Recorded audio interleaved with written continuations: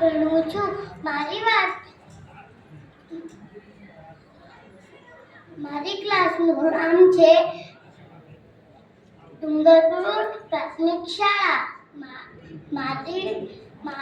મારી વાર્તાનું નામ છે ઊંટ અને શિયાળ. એક મોટું જંગલ હતું.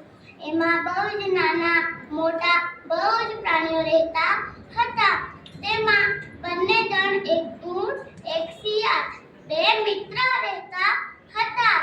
તેમાં એક દિવસ શિયાળભાઈને તો મીઠી મીઠી શેરડી ખાવાનું મન થયું હતું. તો ઊંટભાઈને કહે, ઊંટભાઈ મને તો શેરડી ખાવાનું મન થયું છે.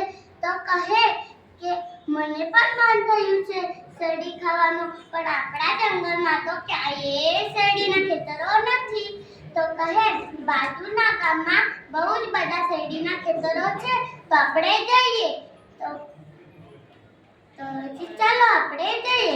ચાલતા ચાલતા રસ્તામાં એક નદી આવી તો કહે શિયાળભાઈ, ઊંટભાઈ મને તો તરતા નથી આવડતું. તો કહે, કઈ વાંધો નહીં, તું મારી પીઠ પર બેસી જા, હું તને લઈ જાઉં.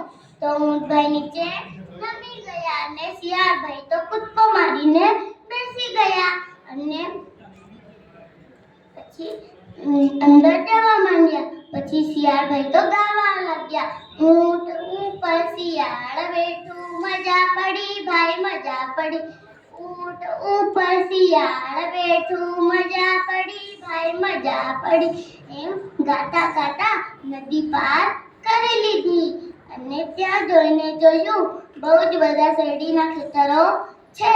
તો ઊંટભાઈની નજર દૂર ઉભેલા ઝાડ નીચે ખેતરના માલિકને જોયો.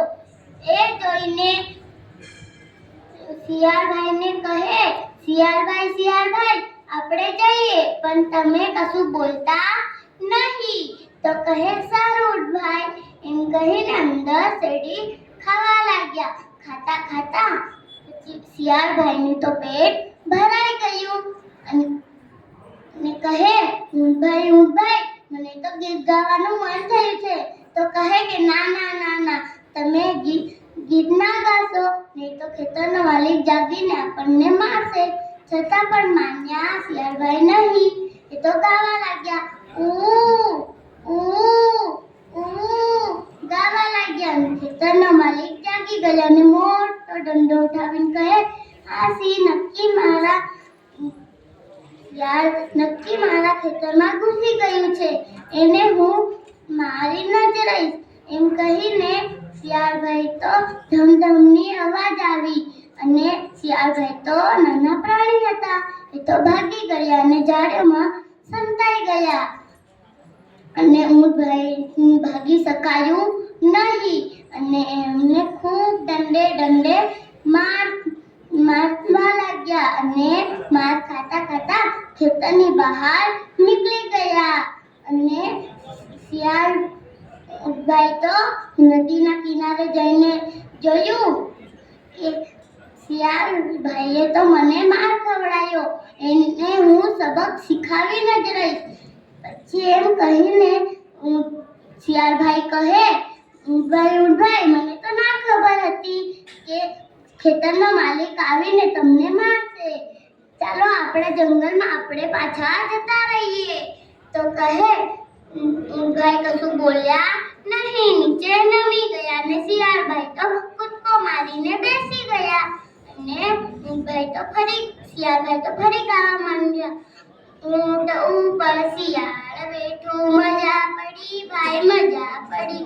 એમ પછી અંદર વચ્ચે આવીને ઊંટભાઈ કહે, શિયાળભાઈ મને તો ખાધા પછી આળોટવાનું કૂદવાનું મન થયું છે. તો કહે કે ના તમે આવું ના કરશો, નહીં તો હું પડી જઈશ. તો છતાં પણ માન્યા ઊંટભાઈ નહીં. એ તો કૂદવા લાગ્યા અને શિયાળભાઈ તો ધડામ કરીને પડી ગયા અને ઊંટભાઈ તો ગાવા લાગ્યા, શિયાળભાઈ તો ડૂબવા લાગ્યા, મજા પડી ભાઈ મજા પડી. શિયાળભાઈ તો ડૂબવા લાગ્યા, મજા પડી ભાઈ મજા પડી.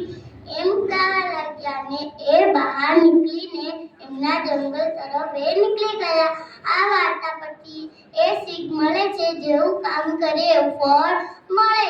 દોસ્તીમાં કોઈ વાર દગો કરવા જોઈએ નહીં.